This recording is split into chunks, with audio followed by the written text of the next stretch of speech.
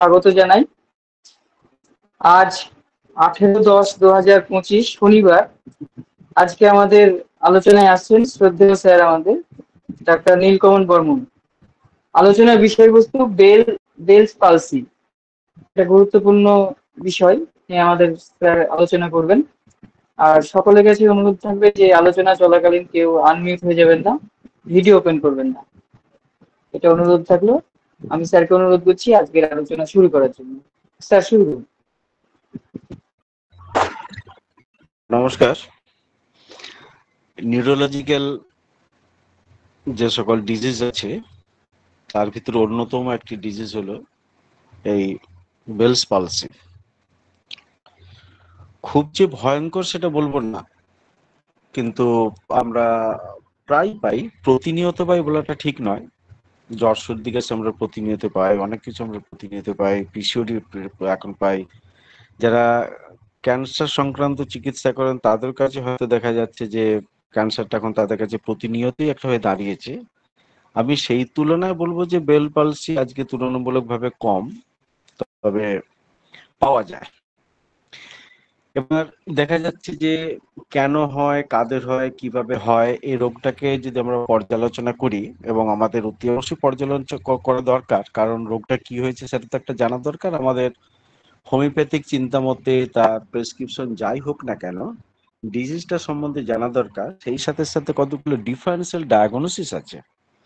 যেন মনে করুন, যেটা বেলস পালসির সাথে আমরা অতি অবশ্যই যেটা আমরা চিন্তা করতে পারি, সেটাকে কি বলবো, একটা ফেসিয়াল পালসি, সেরিব্রাল পালসি, অথবা স্ট্রোক।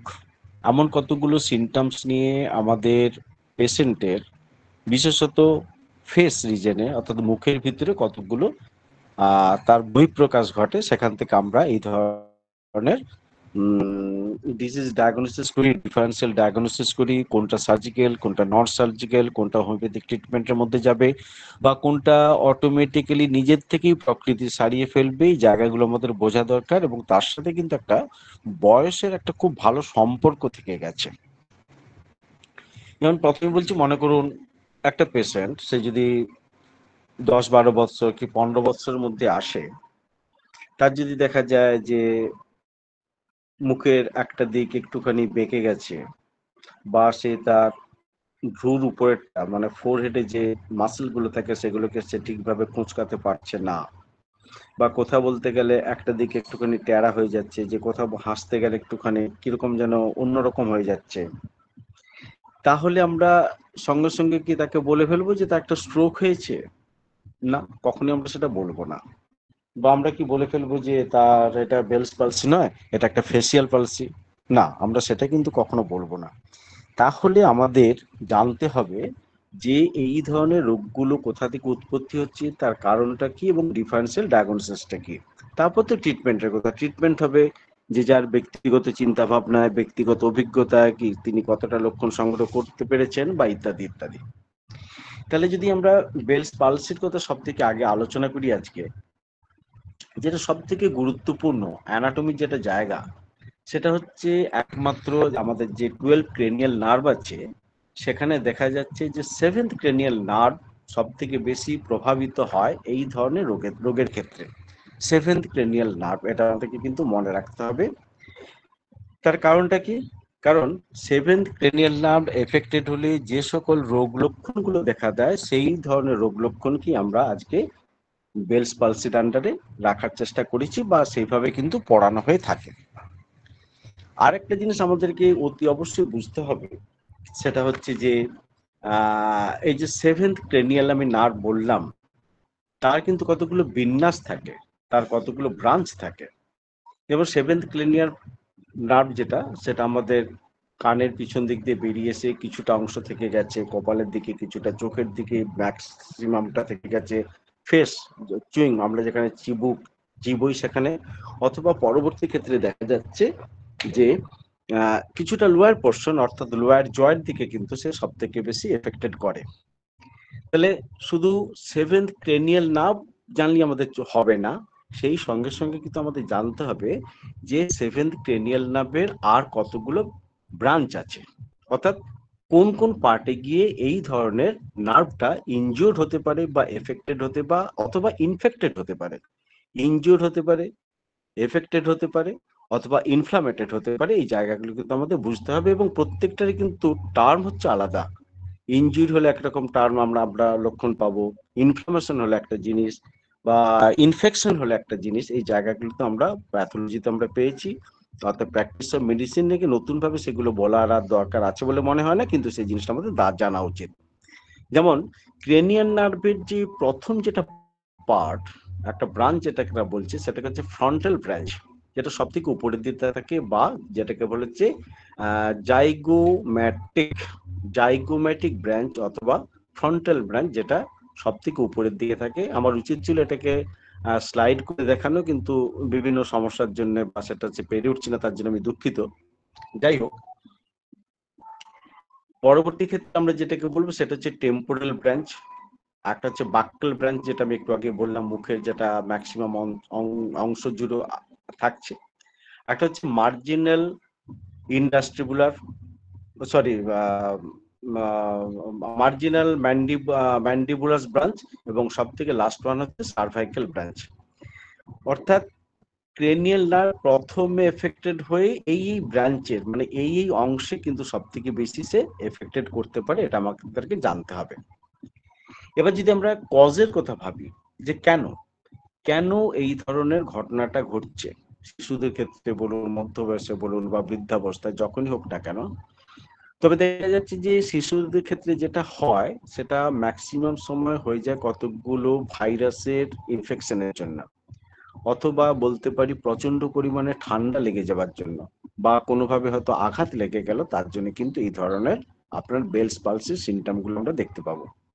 আমরা সেখানে কি পাবো তাহলে, যদি খুব সংক্ষেপে আমরা বলি, তাহলে সেখানে দেখা যাচ্ছে যে সে কখনো তার কপাল বা ভ্রুর যে মাসল যেগুলো আছে সেগুলোকে সে কোনোভাবে নাড়তে পারছে না, বা ইচ্ছে মতো সে মুভমেন্ট করতে পারছে না। আর একটা কি হয়, ওই অংশের একটা সাডেন উইকনেস, হঠাৎ করে একটা প্রচন্ড পরিমাণে একটা দুর্বলতা দেখা দেবে। মজার ব্যাপার হচ্ছে খুব কম সময়ে এই বেলস পালসি যে দুদিকে এফেক্টেড করবে মুখের, সেটা কিন্তু হয় না। জেনারেলি কোনো একটা দিকে একটা এই ধরনের এফেক্টেড পার্ট যেটাকে আমরা বলবো, অর্থাৎ সে যে অক্ষমতা দেখাচ্ছে, বেঁকে যাচ্ছে, সেটা যে কোনো একটা দিকে হতে পারে, রাইট অথবা লেফট সেটা হতে পারে, এবং এটা ওয়ান কাইন্ড অফ পার্সিয়াল প্যারালাইসিসও বলতে পারি, অথবা নন টেম্পোরারি একটা প্যারালাইসিস, যেটা প্যারালাইসিসটা কিন্তু কিছুদিনের মধ্যে নিজে থেকে কিন্তু সেরে ওঠার একটা বিরাট বড় সম্ভাবনা রয়ে গেছে। আর আমরা কি পাবো, ড্রুপিং ড্রুপিং আইলিড এবং ড্রুপিং মাউথ কর্নার, অর্থাৎ চোখের পাতা যেদিকটা এফেক্টেড হয়েছে সেই দিকে চোখের পাতাটাকে সে কখনো কিন্তু ফেলতে পারছে না, বা নিজের থেকে তুলতে পারছে না। যে কোনো একটা, এটাকে অনেক সময় টোসিস বলা হয় চোখের ক্ষেত্রে, কিন্তু মুখের ক্ষেত্রে কিন্তু আমরা এই জিনিসটা দেখতে পাচ্ছি। যেহেতু একটা কান অঞ্চল থেকে বেরিয়ে এসে তার ফেসিয়াল নার্ভ গুলো, অর্থাৎ সেভেন্থ ক্রেনিয়াল নার্ভ সব থেকে বেশি এফেক্টেড হচ্ছে, সেখানে কিন্তু আর দুটো সিমটম অনেক সময় পাওয়া যায়। সেটা হচ্ছে আপনার, আমরা যেটাকে বলি যে পেন পেন বিহাইন্ড দা, কি বলবো, ইয়ার, কানের পিছন দিকে একটা তার একটা তীব্র হোক, ওই ঠান্ডা লেগে গেলে যে যন্ত্রণাটা হবে সেটা হচ্ছে তীব্র, আদারওয়াইজ খুব যে তীব্র হবে তা নয়, একটা মৃদু তার একটা কিন্তু ব্যথা থেকে যায়। হেডেক এখানে কিন্তু খুব একটা স্বাভাবিক ব্যাপার। আর একটা হচ্ছে টিনিটাস। টিনিটাস হচ্ছে কানের ভিতরে যে ভো ভো গো গো যে সকল শব্দের যে গর্জন হয়, সেটা কিন্তু সে পেশেন্ট ফিল করে। পেশেন্ট পার্টি বাইরে থেকে ফিল করতে পারে না, কিন্তু পেশেন্ট একটা উপলব্ধি থাকে যে কানের ভিতরে একটা গো গো ভো ভো একটা শব্দ একটা থেকে যাচ্ছে। যেহেতু একটা ফেসিয়াল রিজনে তার একটা অস্বস্তি বা এই ধরনের একটা ইনফেকশন অথবা ইনফ্লামেশন অথবা ট্রমা হয়েছে, তখন আমরা আরেকটা জিনিস এখানে দেখতে পাই, সেটা হচ্ছে ড্রাইনেস অফ মাউথ। মুখ তার কিন্তু প্রচন্ড পরিমাণে শুকিয়ে যায়, অথবা একদম সম্পূর্ণ বিপরীত একটা লক্ষণ, সেটা হচ্ছে তার ক্রমাগত লালা গড়িয়ে পড়তে থাকে। ক্রমাগত লালা গড়িয়ে পড়তে থাকে কোন দিকে, না যেদিকে তার এফেক্ট হয়েছে। তাহলে আমরা ক্লিনিক্যাল ফিচারটা পেলাম, অথবা সাইন সিমটম যেটা পেলাম, সেটা আমরা চোখের সামনে দেখতে পাচ্ছি। একজন শিশু থেকে, শিশু বলবো না, একটু বড়বেলা থেকে শুরু করে বৃদ্ধাবস্থা পর্যন্ত পেশেন্ট যখন আপনার কাছে আসছে, তার মুখের একটা দিক বেঁকে গেছে। এবার দেখুন, মুখের একটা দিক বেঁকে গেছে এই কথাটা যতটা সহজে বলে ফেললাম, এখানে কিন্তু দু তিনখানা ঘটনা থাকে। মনে করুন যেটা আমি বললাম একটু আগে, সেটা হচ্ছে যে উম, মুখের নাক বা একটা মুখের অংশটা কিছুটা বেঁকেছে, আর একটা জায়গা আমরা দেখতে পাচ্ছি যে পুরোটাই বেঁকে গেছে, পুরো মুখের একটা দিক বেঁকে গেছে। এইখানেই হচ্ছে সেই ডিফারেন্সিয়াল ডায়াগনোসিসের জায়গাটা আমাদেরকে কিন্তু বুঝতে হবে। অর্থাৎ আমাদেরকে জানতে হবে যে পেশেন্ট যদি মধ্যবয়স্ক হয় বা আরেকটু যদি এল্ডার স্টেজে হয়, তাহলে এটা এই যে পালসি যেটাকে বলছে, অর্থাৎ বেল পালসি, না স্ট্রোক থেকে বেরিয়ে এসে একটা জায়গা, অর্থাৎ স্ট্রোকের পরবর্তী ধাপ, নাকি স্ট্রোক হয়ে যাওয়ার জন্য বেঁকে গেল, নাকি আরেকটা জিনিস আমরা ভাবতে পারি সেটা হচ্ছে ফেসিয়াল পালসি। তাহলে আমরা যদি খুব সংক্ষেপে এই জায়গাটাকে একটু আলোচনা করে নিই, বুঝে নেবার চেষ্টা করি, তাহলে তিনটে টার্ম তো আমি বললাম, যে স্ট্রোক ওরিয়েন্টেড পরবর্তী যে সকল সমস্যা, বেলস পালসি অথবা ফেসিয়াল পালসি। তাহলে খুব ঠান্ডা মাথায় একটু ভেবে দেখুন বা বুঝে দেখুন বা মনে রাখার চেষ্টা করুন, আমি জুনিয়রদেরকে বলছি, কোনো অবস্থাতে সিনিয়রদেরকে নয়। সেটা হচ্ছে মধ্যবয়স পার করলো, দেখা গেছে যে চোখের নিচটা নয়, তার নাকের কিছুটা অংশ 50% ধরে, বা গলার কিছুটা জায়গা, বা ঠোঁটটা যদি তার সম্পূর্ণভাবে বেঁকে গিয়ে থাকে, কথা বলতে যদি একটুখানি বেঁকে যায়, তাহলে আমরা কিন্তু সেই জিনিসটাকে কিন্তু স্ট্রোক বলে চিহ্নিত করব, যে তার স্ট্রোক হয়ে গেছে, তার পরবর্তী ক্ষেত্রে এই ধরনের প্যারালাইসিস দেখা দিয়েছে। কিন্তু বেলস পালসিতে কি হবে?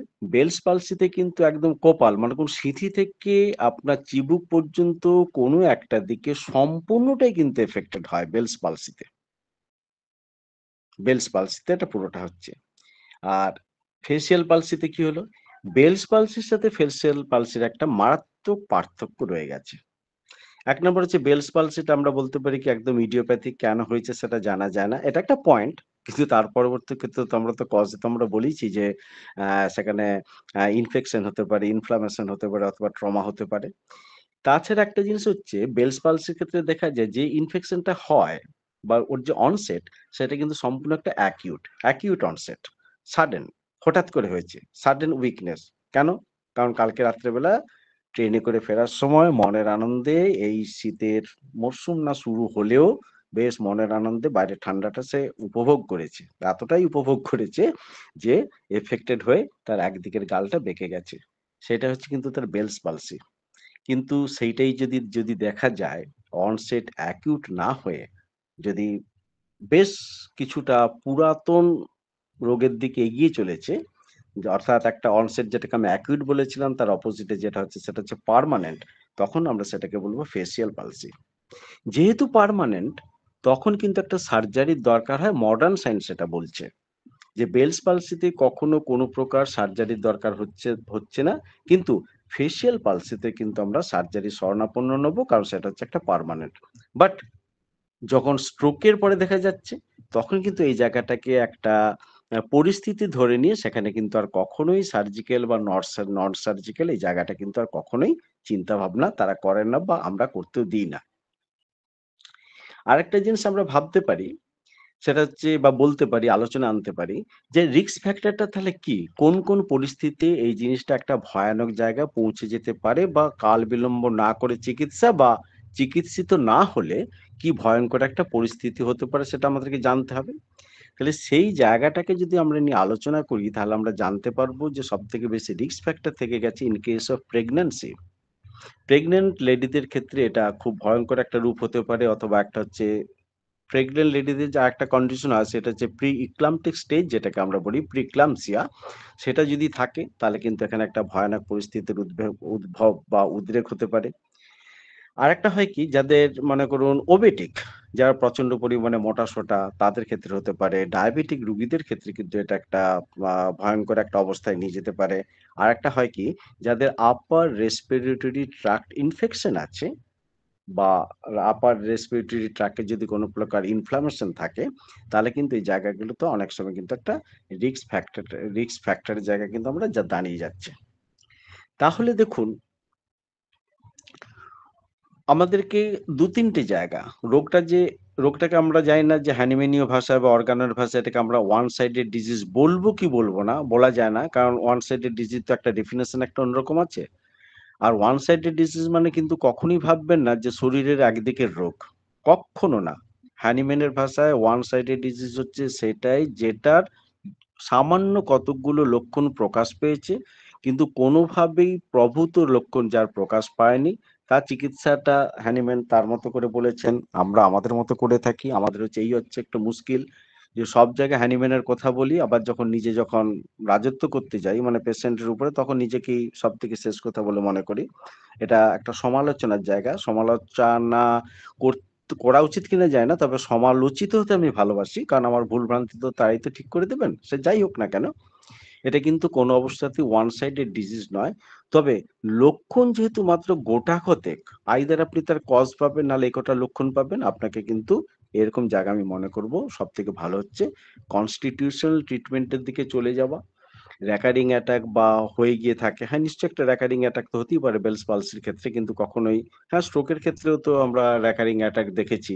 তবে আমার মনে হয় যে ফেসিয়াল পালসিটা বোধহয় কখনোই র্যাকারিং অ্যাটাকের দিকে আমরা চিন্তা ভাবনাটা আমাদের না করাই ভালো। যাই হোক, এখানে কিন্তু যে খুব একটা কি বলবো, যে যেগুলো বলে না ম্যাসাজ বা একটা হচ্ছে ওই যে কি বলে সব, আহ, ওই যে টার্মটা ভুলে যাচ্ছি, খুব কমন জিনিসটা যে ফিজিওথেরাপি। আমি তো অন্তত বেলস পালসের ক্ষেত্রে কখনো কাউকে ফিজিওথেরাপি কোনো চিকিৎসককে করতে দিতে দেখিনি, বা আমিও কখনো বলেছি বলে আমার মনে হয় না। তবে হয়তো কোনো ক্ষেত্রে যদি দরকার থাকে হয়তো আমরা জানি না। যেমন মনে করুন এই যে চুইংগাম খাওয়া, চুইংগাম খাওয়ানো, এটাও যদি একটা ফিজিওথেরাপির পার্ট হিসেবে হয়, আমার কিন্তু বলতে আপত্তি নেই যে এরকম জায়গায় কিন্তু একটা এর দরকার পড়ে, ফিজিওথেরাপির দরকার পড়ে। এবার ফিজিওথেরাপি মানেই যে একদম সেই সমস্ত প্রসিডিওর মেনে হ্যাঁ প্রসিডিওর তো মানা হচ্ছেই, আমি বলতে চাইছি সেই ভয়ঙ্কর একটা আধ ঘন্টা ধরে 1 ঘন্টা ধরে তার একটা দিনের পর দিন সেটা চলবে তা নয়। পরিস্থিতি বিচার করে তার যতটুকু দরকার, অর্থাৎ সমস্ত মাসেল গুলোকে যাতে আবার সে প্যারালাইজড কন্ডিশন থেকে যাতে আবার সে রিকভারি হতে পারে, সেই জায়গাটুকুর জন্য যতটুকু মুভমেন্ট, যতটুকু চুইং বা যতটুকু অ্যাসোসিয়েটেড ম্যানেজমেন্ট যেটা দেওয়া দরকার সেটা কিন্তু দেওয়া খুবই গুরুত্বপূর্ণ বলে আমি মনে করি। তাতে পেশেন্টের রিকভারিটা কিন্তু খুব দ্রুত হয়। যেহেতু ঠান্ডা লাগা থেকে অনেক সময় পেয়েছি, এইচআইভি ইনফেকশন থেকে পেয়েছি, বা অন্যান্য যে সকল ভাইরাল ইনফেকশন যেগুলো থাকে সেগুলো থেকে দূরে থাকার জন্য পেশেন্টকে আপনাকে বলতে হবে উপযুক্ত পলিক্রেস্ট মেডিসিন দিয়ে তাকে আপনি সহায়তা করতে পারেন, সেটা করা উচিত। এবং যদি কখনো মনে হয় কোনো কোনো ক্ষেত্রে যে পাস হিস্ট্রি, ফ্যামিলি হিস্ট্রি বা পেশেন্টের বিহেভিয়ারাল জায়গাগুলো, অকুপেশনাল ব্যাপারগুলো যদি কখনো আপনাকে সংশোধন করার দরকার হয়, অথবা অকুপেশনটাকে যুক্তিসঙ্গত মনে করে আপনি যদি একটা নির্দিষ্ট ওষুধে পৌঁছানোর চেষ্টায় যদি ফলবতী হন, তাহলে নিশ্চয়ই আপনাকে সেই জায়গাগুলোকে ভাবতে হবে বা বলতে হবে। তো সাবজেক্টটা যে খুব বেশি তা নয়, আসলে আমি খুব সংক্ষেপে চিরদিনই বলার চেষ্টা করেছি, খুব বেশি যে একই কথাকে বারবার বলে যাবে সেরকম নয়। তো সেই হিসেবে আমার মনে হয় আজকের এই ক্লাসটাকে, আগের দেখুন অনুগুলোতে আমি প্রত্যেকটাতে দুটো দুটো করে রাখতাম, কারণ আমি জানতাম যে এত অল্পে কাকে তুষ্ট করা যায় না, বা একটা ক্লাসে আসাও ঠিক নয়। কিন্তু এই বেলস পালসের ক্ষেত্রে কিন্তু আমি এটাকে রেখেছি।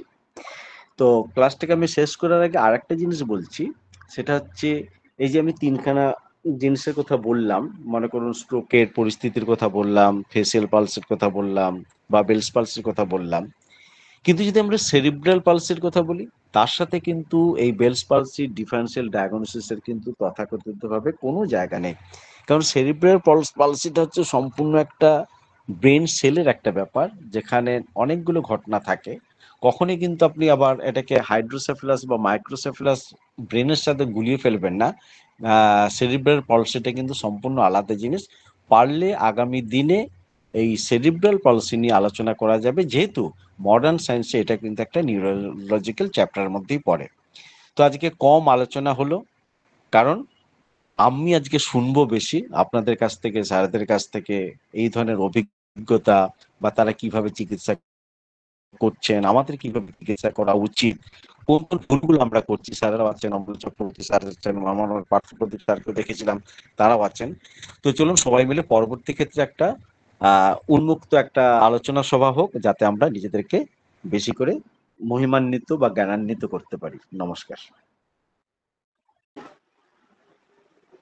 ধন্যবাদ স্যারকে একটা সুন্দর আলোচনার জন্য। আচ্ছা, আমাদের মাঝে অনেক স্যার উপস্থিত আছেন। সর্বপ্রথম আমি পার্থপ্রদীপ চৌধুরী স্যারকে ডেকে নিচ্ছি। স্যার যদি আজকের আলোচনার বিষয়ে কিছু বলেন, কিছু অ্যাড করার থাকলে স্যার করুন।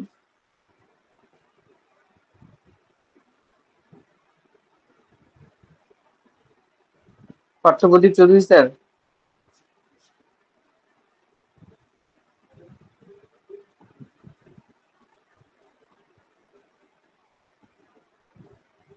সম্ভবত স্যার মনে হয় ডিভাইসে গেছে, নেই। আচ্ছা,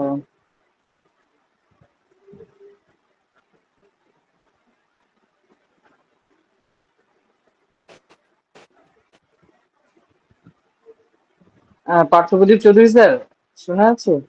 আপনাকে শোনা যাচ্ছে না স্যার।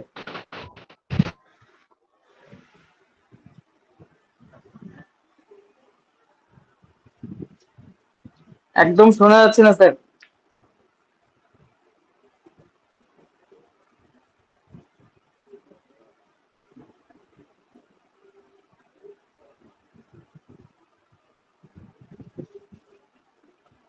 আচ্ছা, স্যার হয়তো নেটওয়ার্কের সমস্যা হচ্ছে। আমি অমরনাথ চক্রবর্তী স্যারকে ডাকছি। স্যার, স্যার যদি কিছু বলেন।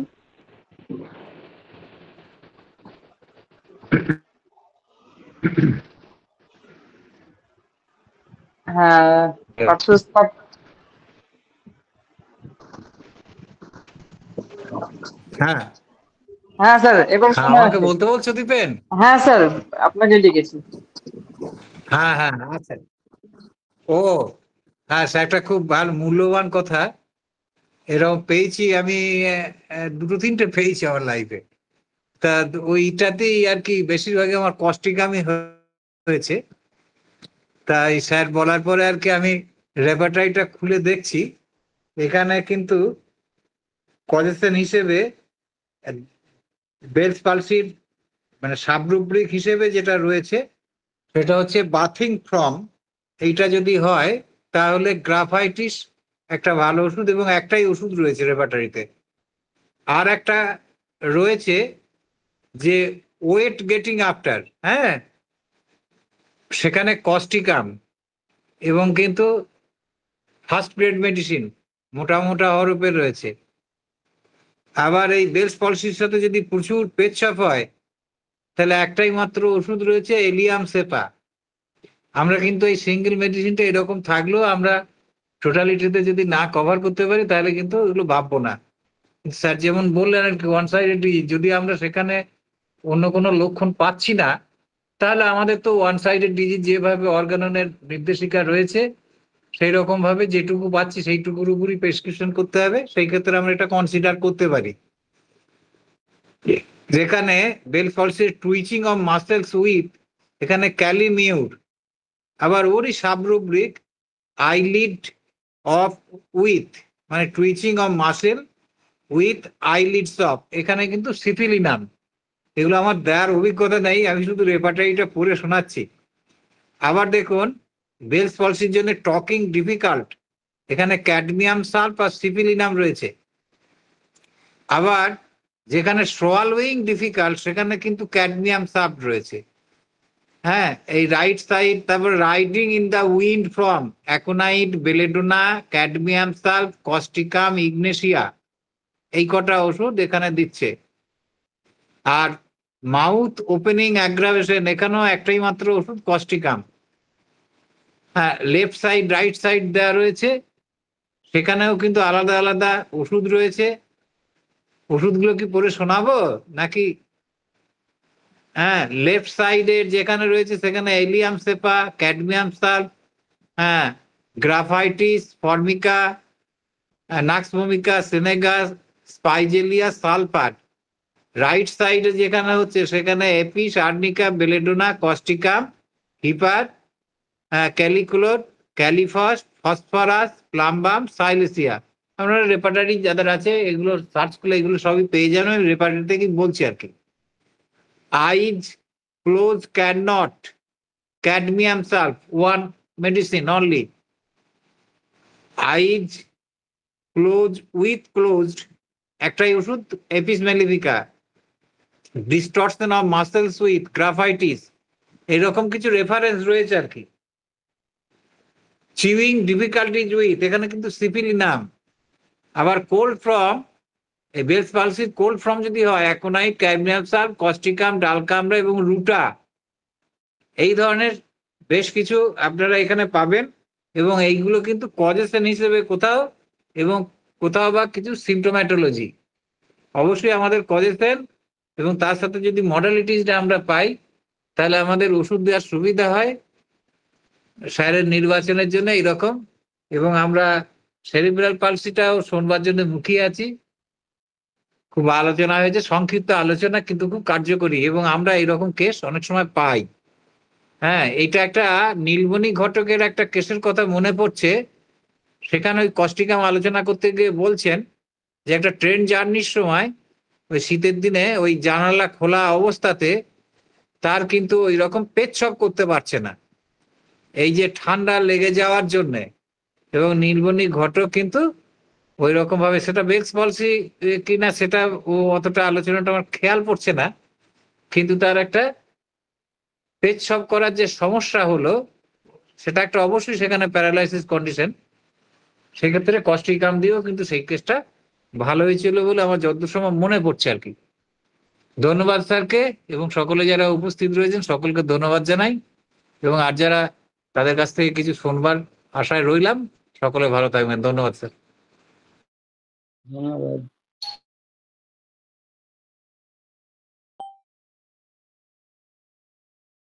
আচ্ছা, ডক্টর আব্দুল হামিদ স্যার, আপনি আনমিউট হয়েছেন, কিছু বলবেন স্যার?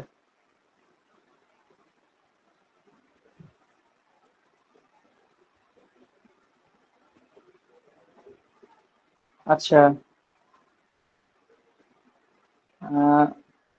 অমরনাথ চক্রবর্তী স্যার, আপনি স্যার কিছু বলুন। আরে আমি তো বলতে গিয়ে আমি বেরিয়ে চলে গেছি, এমন লোক আমি। তা এই এই বেলস পালসি যেটা আছে, একটা খুব বাস্তব অপ্রিয় কথা বলছি, আমাদের কাছে কিন্তু চট করে আসে না। আমার প্রথম অভিজ্ঞতাটা যেটা হয়েছিল, আমার গুরু ডাক্তার কেশি দাসের ভাইপো, উনি একজন ডেন্টিস্ট। ওনার ওই, আমরা যেদিন গেছি ঠিক তার আগের দিন ঘটেছে এই ঘটনাটা। ওটা 30 থেকে 35 সেকেন্ডের মধ্যে কিন্তু ঠিক হয়ে গেল, অ্যাকোনাইট দিয়েছিলেন উনি। তা এইটা আমরা তখন প্রথমে একটু অবিশ্বাসই করেছি, স্যার এত তাড়াতাড়ি সেরে গেল। বলে ওরে বাবা, এ তো আমি তো অ্যাকোনাইট অনেক পেশেন্টকে দিয়ে সারিয়েছি বাবা, কিন্তু কথা হচ্ছে যে 1 মিনিটের মধ্যে সেরেছে। আমার লাইফে ওই একটাই প্রথম স্যার ওই কথাটাই বলতেন। ফলে এরকম ব্যতিক্রম কিছু থাকে। আরেকটা কেস যেটা আছে আমাদের কাছে প্রথমে আসে না, প্রথম কথাটা বলেই দিয়েছি, বেশিরভাগ ক্ষেত্রেই আসে না। একমাত্র যারা অশিক্ষিত বা তারা দেখছে কি বাবা দেখি তো ডাক্তারের কাছে যাই, যে কিছু হয় এরকম ব্যাপার। শিক্ষিত মানুষ আসবে না, আগে যাবে ওদের কাছে। এবং বহু পেশেন্ট আমি পেয়েছি যে ওরা একটা দীর্ঘদিন ওষুধ খায়, ওষুধ খেয়ে একটা জায়গা, ওদের তো মূল চিকিৎসার পদ্ধতিটা তো কিউরেটিভ কিছু নেই, অনলি শুধু নিয়ন্ত্রণ, কন্ট্রোল। কন্ট্রোল ছাড়া তো আর কিছু নেই ওদের। তা কন্ট্রোল হচ্ছে যেখানে লাইফ ডেঞ্জার সেখানে কন্ট্রোলের প্রয়োজন আছে, কিন্তু ওরা তো একটা জ্বরের ক্ষেত্রেও কন্ট্রোল ছাড়া কিছু করে না। টাইমটা চলে গেলে নিজেই জ্বর চলে যায়। তারপরে এই যে কন্ট্রোল করতে গিয়ে ঘটনাটা কি হচ্ছে, বিভিন্ন রকম সাইড এফেক্ট তো হয়ই।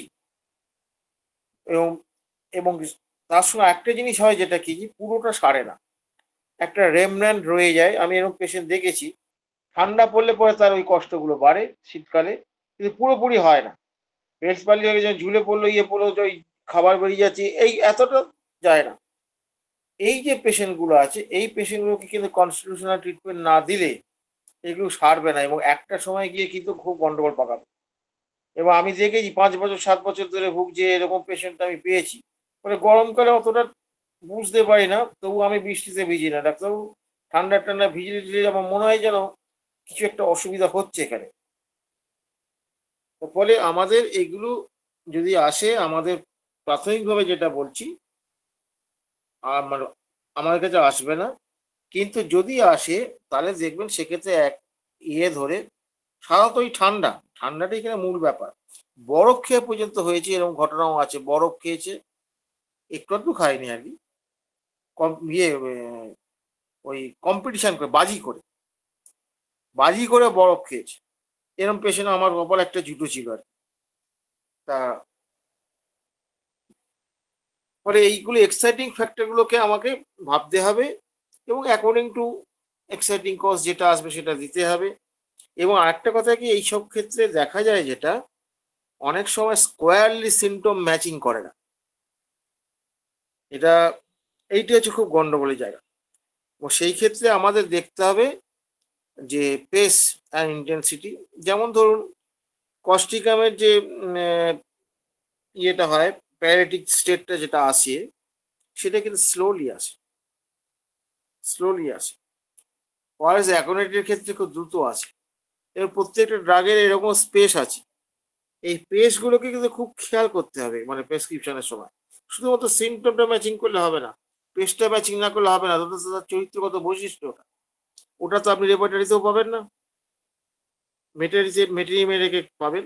রেপার্টারি এই জায়গাটা তো রেপার্টারি একদম নাই, রেপার্টারি বলবেই না এই ওষুধের এইটা। তো ফলে আপনারা যদি একটু এগুলো মানে কি চিকিৎসা করেন, ফেলিওর হবেন না। খুব সুন্দর সুন্দর ওষুধ আছে, আমাদের ওষুধগুলো দুর্দান্ত কাজ করে। তবে আমি যেটা বলি 50 মিলিসিমারের ক্ষেত্রে রিপিটেশন ডোজটা এই ক্ষেত্রে একটু বেশি লাগতে পারে প্রয়োজন অনুসারে। আমি বলছি না যে চোখ বুঝে 16টা দিতে হবে, এই কথা আমি বলছি না, এটাই বলিও না ভয়ে। আর সেন্টিসিমালের ক্ষেত্রে হচ্ছে কি, একটা হায়ার পোটেনসি দিয়ে চুপ করে বসে থাকে, এবং চট করে ওষুধ চেঞ্জ করা উচিত হবে না, কারণ নার্ভের সঙ্গে রিলেটেড। তো নার্ভের ইমপ্রুভমেন্ট গুলো কিন্তু খুব দ্রুত সাধারণত হয় না, খুব রেয়ার ক্ষেত্র ছাড়া। স্লোলি ডেভেলপ করে, বিশেষ করে যেগুলো ক্রনিক নেচার, 2-3 বছর ধরে ভুগছে, 5 বছর ভুগছে, সেই পেশেন্টগুলো আরো স্লো হয়ে যায়। মানে এইটা মাথায় রেখে চিকিৎসা করবেন, নাহলে কি করবেন, আপনি 1 মাস পরে যখন আসলেন দেখলেন সেরকম বুঝতে পারছেন না, ডাক্তারবাবু সেরকম কিছু তো বুঝতে পারছি না, আপনি ওষুধ চেঞ্জ করে বসে রইলেন বা হাই পাওয়ার দিয়ে বসে রইলেন, ব্যাস পেশেন্টটা নষ্ট হয়ে গেল। এটা মাথায় রাখবেন, এইটুকু বলি। আমি ধন্যবাদ জানাচ্ছি আমাদের স্যারকে, যে আমাদের ভুলে যাওয়া জিনিসগুলোকে স্মরণ করিয়ে দিচ্ছেন। ভুলে বিসরে গীত গীত তো আর বলা যাচ্ছে না, ভুলে বিসরে সাবজেক্ট আর কি। এর জন্য আপনাকে বিশেষ ধন্যবাদ জানাই। এই বলে আমার বক্তব্য শেষ করলাম। ধন্যবাদ স্যারকে। পার্থদা, অমরনাথ দা, ধন্যবাদ। অনেক কিছু আচ্ছা, জানলাম ডক্টর সম্পর্কে। ডক্টর আব্দুল হামিদ স্যার, আপনি কিছু বলবেন? আপনি আনমিউট হয়ে আছেন, হ্যাঁ, আচ্ছা, বলছি কিছু। বলুন। শুভ সন্ধ্যা। শুভ সন্ধ্যা। ডক্টর নীলকমল দা, পার্থদা এবং অমরনাথ দার কাছ থেকে অনেক কিছু শুনলাম, জানলাম, সমৃদ্ধ হলাম। এর সঙ্গে আমার কিছু অভিজ্ঞতা সেটাও শেয়ার করছি। আজ প্রায় 35 বছর আমাদের প্র্যাকটিস চলছে। এর মধ্যে আমি 3-4টে হসপিটালে দেখেছি, নিজের চেম্বারে দেখেছি, তাতে করে প্রচুর বেডস পলসি, ফেসিয়াল পলসি কেস পেয়েছি। এখন পার্থদা যেটা বলেছেন কস্টিকাম রেপার্টোরাইজেশনের পর, এটা আমিও দেখেছি। Totality of symptom, present complain, past history, family history, mental symptoms নেওয়ার পরে অধিকাংশ ক্ষেত্রে দেখছি আফটার রেপার্টোরাইজেশন কস্টিকাম কভার করছে। কিছু কিছু ক্ষেত্রে দেখা যাচ্ছে অন্যান্য মেডিসিন আসলেও দেখা যাচ্ছে কখনো সিফিলিনাম এসছে, কখনো ফসফরিক অ্যাসিড এসছে, এরকম বিভিন্ন ওষুধ আসলো, সালফারও এসছে আফটার রেপার্টোরাইজেশন। কিন্তু শেষ বেশ দেখলাম কস্টিকাম দেওয়ার পরে সেই পেশেন্ট গুলো দেখছি ফুললি একটা কিউরের দিকে যাচ্ছে।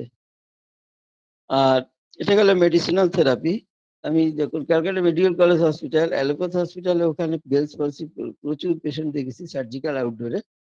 ওখানে আমাদের আউটডোরে পেশেন্ট যেগুলো আসতো সেখানে হোমিওপ্যাথি মেডিসিন কস্টিকাম 200 দুটো ডোজ দিয়ে, তারপরে 50 মিলিগ্রাম 0/1 সেটা 16টা ডোজ দিয়ে প্রতিদিন 100 ml ডিস্টিল ওয়াটারে দিয়ে 1 ঢাকনা করে খেতে বলতাম।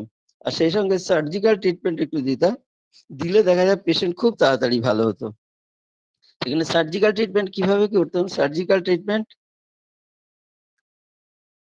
ফিজিওথেরাপি, আকুপাংচার থেরাপি, এইগুলো দিলে দেখা যায় পেশেন্ট খুব তাড়াতাড়ি রেসপন্স করতো।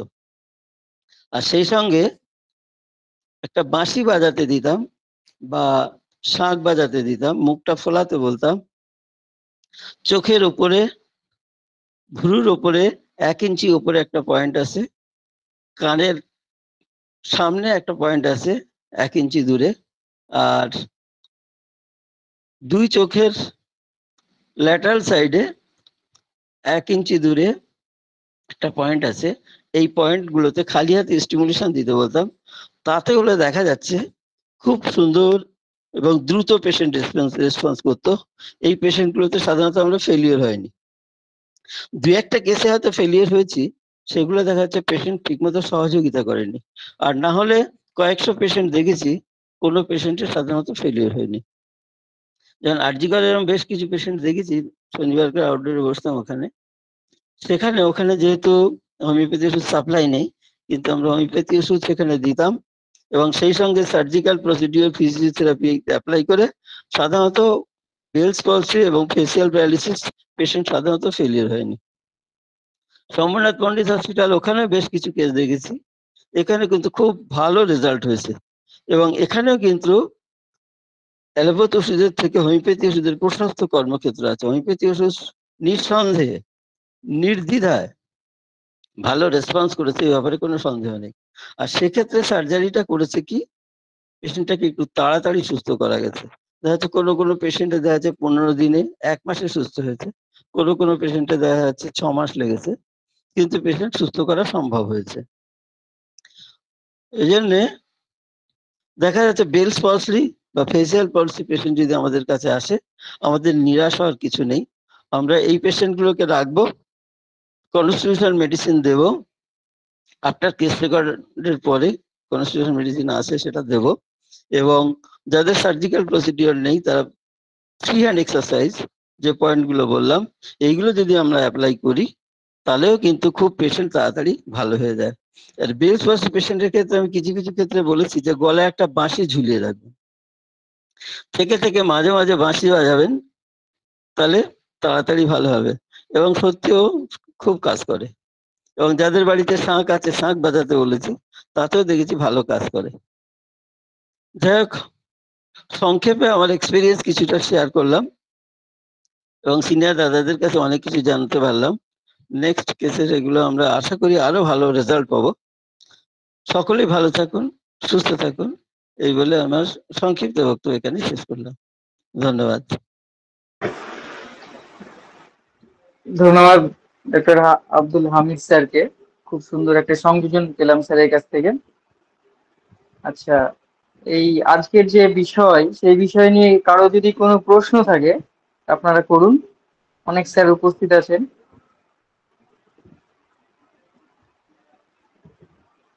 কারো কি কোনো প্রশ্ন আছে কোনো জায়গায়? তাহলে হ্যান্ড রাইজ করুন কিংবা প্রশ্ন করুন স্যারের কাছে।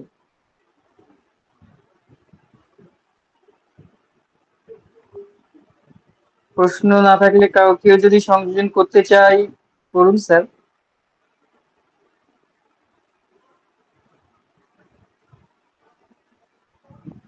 না, প্রশ্ন তো পাচ্ছি না স্যার। নীলকমল বর্মন স্যার। হ্যাঁ দীপেন বলো। প্রশ্ন নেই স্যার। হ্যাঁ, তাহলে শুভরাত্রি করে দাও। আচ্ছা, প্রশ্ন যদি নাই, যেহেতু নেই, তাই আমরা আলোচনা এখানে শেষ করব। সকলকে শুভরাত্রি জানিয়ে স্যারের অনুমতি নিয়ে আমরা আলোচনা শেষ করছি। সকলকে শুভরাত্রি জানিয়ে